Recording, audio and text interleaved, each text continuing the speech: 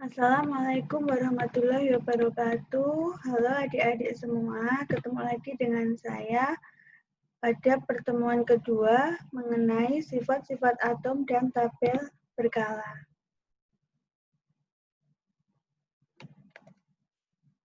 Langsung saja kita mulai mengenai perkembangan teori atom. Di sini menjelaskan tentang definisi atau teori atom menurut Dalton, Thomson, Rutherford, dan Bohr. Nah, ini tugas kalian. Nanti dikumpulkan pada assignment di pertemuan kedua. Nanti saya buatkan room. Kalian membuat rangkuman atau ringkasan tentang teori Dalton, Thomson, Rutherford, dan Bohr. Kemudian kalian bedakan. Nah, sedikit mengingatkan, ada yang diantaranya menjelaskan tentang bahwa inti atom bermuatan positif, kemudian dikelilingi oleh muatan-muatan negatif sesuai dengan orbitalnya. Ada juga atom itu hanyalah seperti buah semangka, ion positifnya, kemudian ion-ion negatifnya tersebar pada buahnya, seperti itu. Nah, silahkan nanti kalian cari di buku-buku kalian yang lama atau bersumber di internet.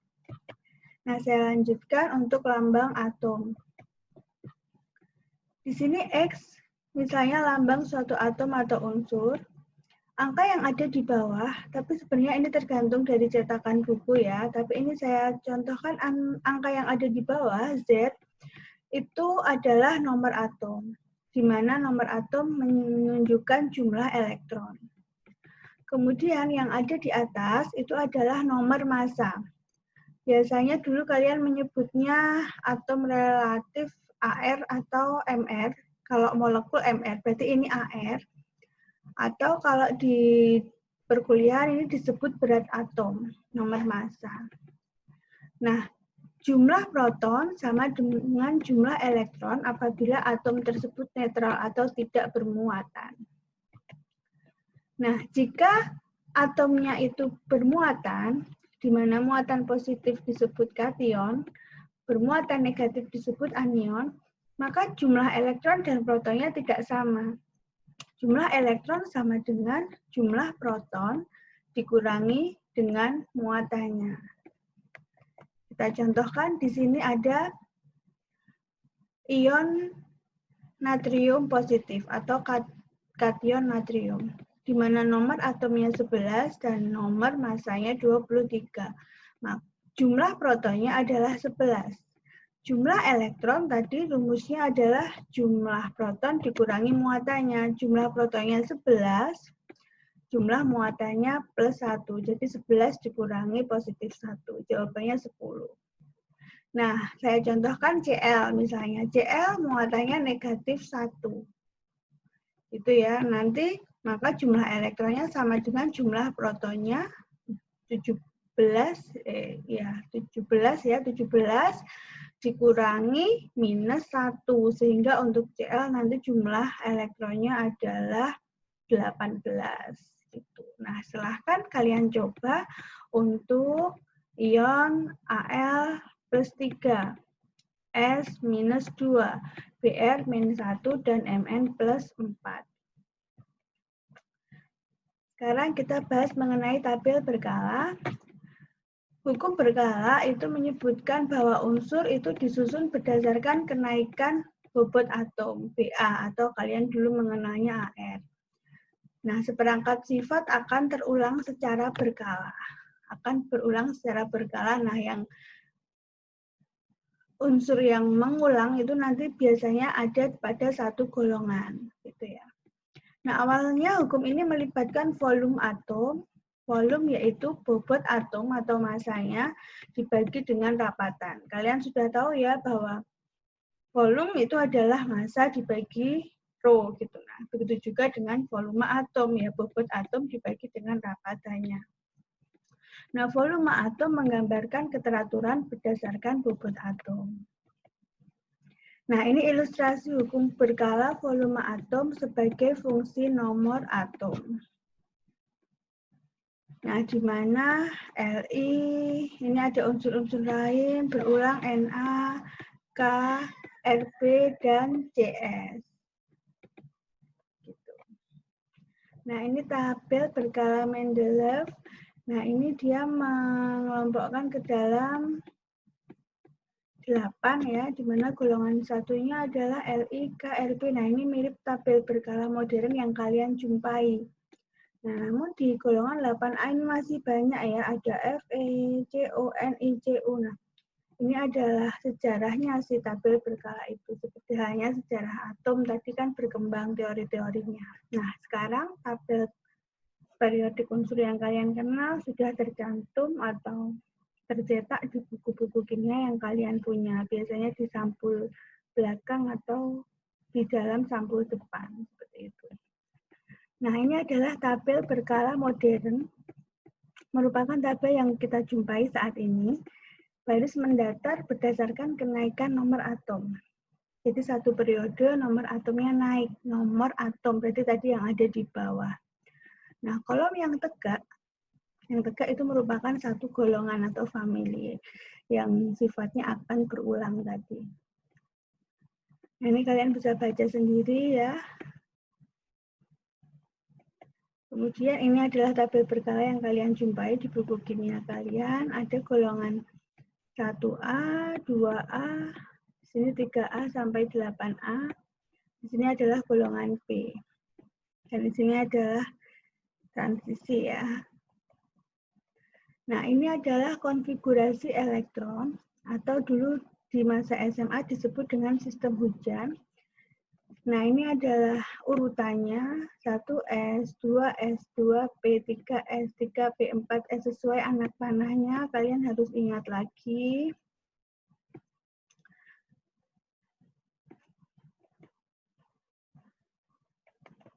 Nah, kalian ingat enggak itu kalau S itu memiliki satu ruang.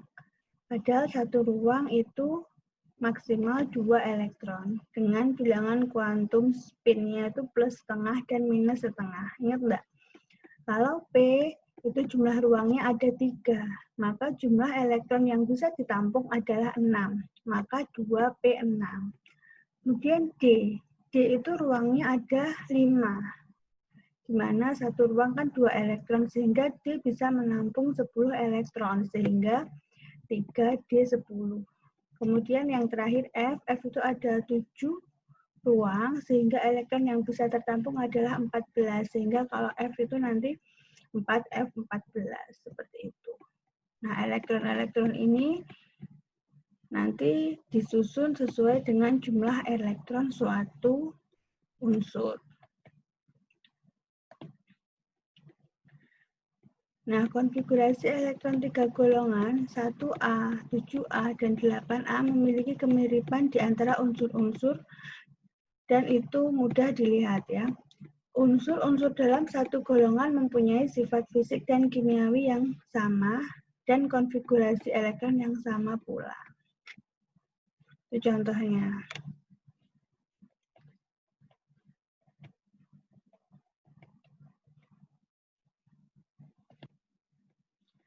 Golongan A, 1A, 2A, 3A sampai 8A ini, elektron valensinya atau elektron terluarnya, dia jatuh pada subkulit S dan P. Jadi kalau kalian mengkonfigurasi elektron terluarnya itu jatuh pada subkulit S dan P, maka dia adalah golongan A.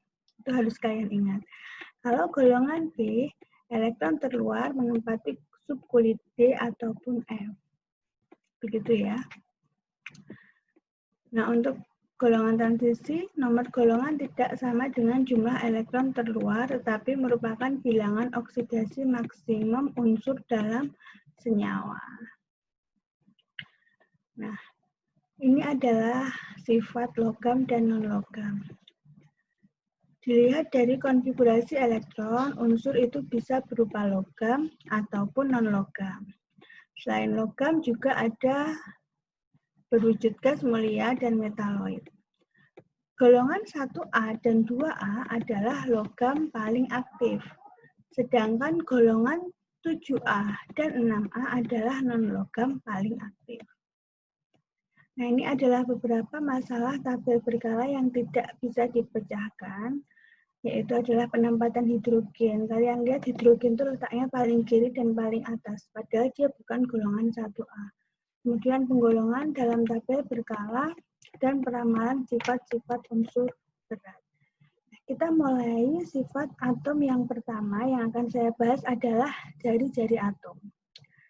Definisi dari jari-jari atom adalah jarak dari inti sampai ke suatu tempat yang mempunyai peluang terbesar untuk menemukan elektron di kulit terluarnya. Bisa kalian lihat ini. Na nomor atomnya 11, K 19, Rb 37 dan Cs 56. Nah, selain kalian bisa mengkonfigurasikan pakai sistem hujan ya, 1s2, 2s2. Nah, tapi jika golongan A, kalian bisa menggunakan angka istimewa ini. Coba ya, kalian ingat nggak ini?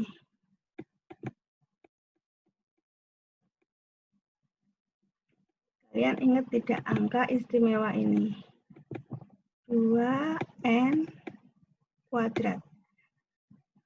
Nah, n ini kalian ganti dengan angka 1. Kalau angka 1 berarti berapa? 2, karena 2 kali 1 pangkat 2. Kemudian kalau n-nya 2, berapa? 2 kali 2 kuadrat, berarti 8. Kalau n-nya 3, berarti berapa? 2 kali 3 kuadrat, 18. Kalau n-nya 4 ya, ini saya contohkan terakhir. Kalau n-nya 4 berapa? 2 kali 4 kuadrat, 32. Sehingga ada angka istimewa ini. Ini ya, ada 2, 8, tulisannya jelek ya, nggak apa-apa ya, 18 dan 32. Kamu bisa lanjutkan kalau n-nya 5. Nah, sehingga tadi saya contohkan Na, kalian catat ya angka itu ya, Na 11 gitu ya. Maka untuk menjadi angka 11, 2, 8, nah yang terakhir itu angkanya tidak menurut ini, tapi menyesuaikan jumlah nomor atomnya. 281. Contohnya K. K berapa K? K 19. Maka biar jadi 19, angka-angka istimewa itu disusun 28. Kalau 18 sudah melebihi angka 19. Berarti berapa dulu? Ya harus pakai angka istimewa itu dulu. 8.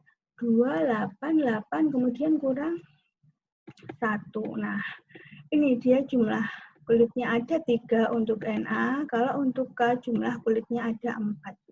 Jika disimpulkan, Na adalah golongan 1A, periodenya 1, 2, 3, periode 3. Kalau K, berarti golongannya 1A dan periodenya 4.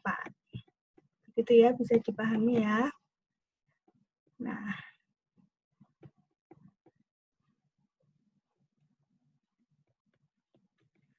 faktor yang mempengaruhi jari-jari atom, yaitu keragaman ukuran atom dalam satu golongan pada tabel berkala. Jadi tadi semakin banyak kulit elektron dalam suatu atom, maka makin besar ukuran atom tersebut. Jadi tadi Na, misalnya golongan 1A ya, Na kulitnya ada 3, K ada 4, maka K memiliki ukuran atom lebih besar. Nah, kesimpulannya untuk jari-jari atom adalah semakin kecil dari kiri ke kanan.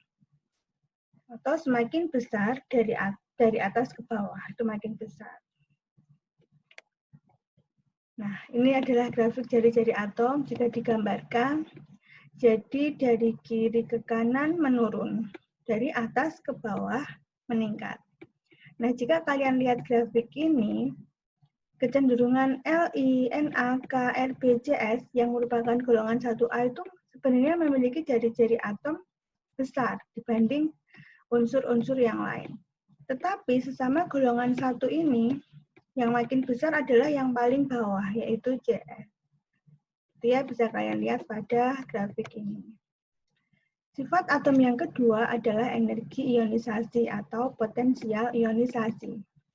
Yang definisinya adalah energi yang diperlukan untuk melepaskan elektron terluar atau elektron valensi.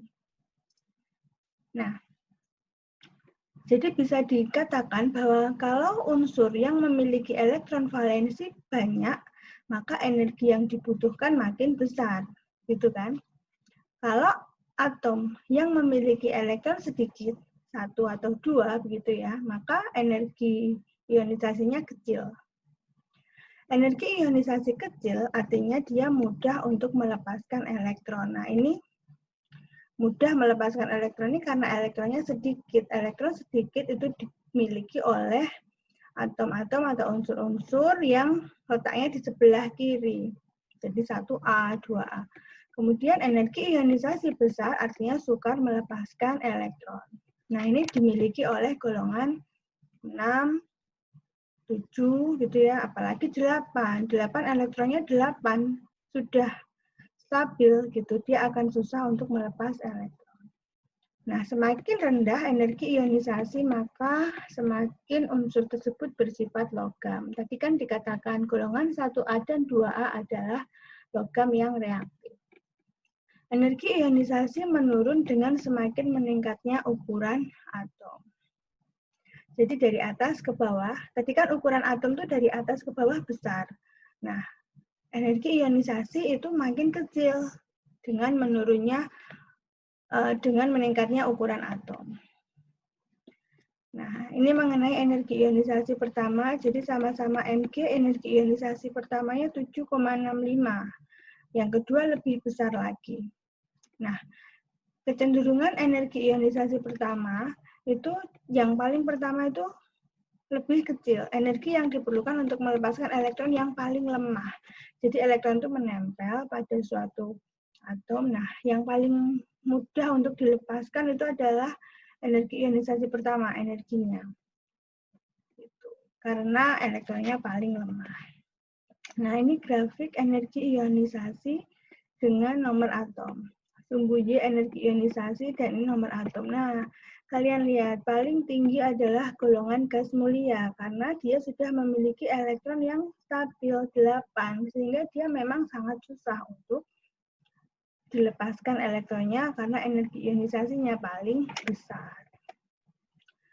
Mirip dengan energi ionisasi, mungkin kalian sukar membedakan gitu ya karena sifatnya pun penyebutannya pun juga mirip-mirip, yaitu afinitas elektron.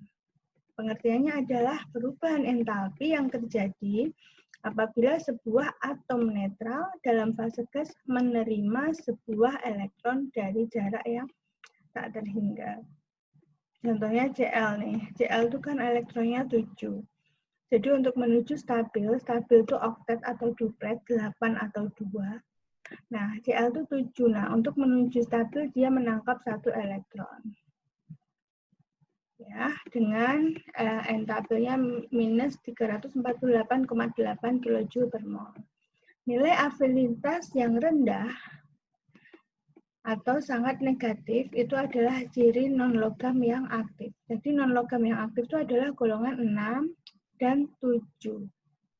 6 dan 7. Nah, kalau afinitas elektron itu yang paling tinggi adalah golongan 7. Gitu ya, karena golongan 8 sudah nggak mau lagi menerima elektron, dia sudah stabil. Nah, maka untuk afinitas elektron yang memiliki elektron yang belum stabil dan mau menuju stabil itu yang paling besar adalah pada golongan 7. Kalau pada golongan gas mulia kalian lihat afinitas elektronnya 0 karena dia sudah tidak mau menangkap lagi elektron. Maksud saya yang 0 adalah entalpinya ya, entalpinya 0. Nah, jadi ini adalah grafik energi ionisasi dan afinitas elektron. Nah, kalau yang energi ionisasi itu paling tinggi memang golongan 8, tapi untuk afinitas elektron adalah golongan 7. Golongan 8 itu 0. Afinitas elektronnya. entalpi yang dibutuhkan, gitu ya. Nah, mirip lagi pengertiannya adalah elektronegativitas. Adalah suatu ukuran yang memberikan kemampuan suatu atom untuk menangkap atau menarik elektron. Keelektronegatifan besar artinya dia mudah menangkap elektron. Keelektronegatifan kecil artinya dia sukar menangkap elektron. Nah, coba misalnya yang mudah menangkap elektron. Saya contohkan Br minus 1. Artinya dia tuh elektron valensinya sudah 7, dia hanya kekurangan 1 elektron. Maka dia menuju stabil lebih mudah menangkap 1 elektron. Nah, maka dia keelektronegatifan besar. Nah, yang susah nih contohnya misalnya Ca2+, artinya elektronnya plus 2. Nah, menuju stabil kan 8. Dia akan lebih susah untuk menangkap 6 elektron. Nah, dia akan lebih mudah melepas 2 elektron. Sehingga Ca dia elektronegatifannya kecil. Sebagai patokan kasar, harga elektronegativitas untuk logam itu kurang dari 2, untuk metaloid itu sama dengan 2, dan untuk non-logam itu lebih besar dari 2.